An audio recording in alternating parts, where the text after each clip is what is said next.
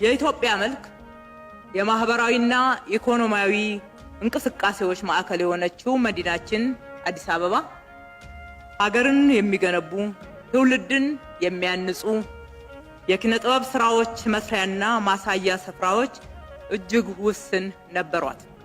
የነበሯትም ከያንያን እንጂ ቤቶቹ ምን ያህል ያረጁ እንደነበሩ መናገር ለቀባሪው አረዱት ይሆናል። አዲስ አበባችን ባለፉት 7 የለውጥ ዓመታት በማያባራ ሁለንተናዊ ትራንስፎርሜሽን ፈጣን ባቡር ላይ ተሳፍራ በፍጥነት ስትሮጥ ኪነ ጥበብን አልዘነጋችም።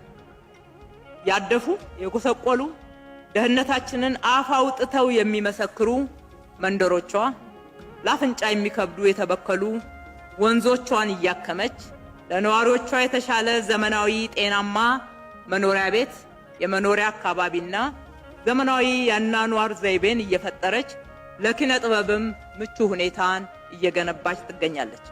የኪነ ጥበብ ባለሙያዎች ጋር ኪነ ጥበብ ዘርፉንም ችግሮቻቸውንም ለማዳመጥና ለመፍታት ከክቡር ጠቅላይ ሚኒስትራችን ጀምሮ በየደረጃው በተለይም ከከተማ አስተዳደር አመራሮቻችን ጋር ውይይት ፈጥረን ሐሳቦችን ስናዳምጥ የተለያዩ ግብአቶችን ስንወስድ ቆይተናል።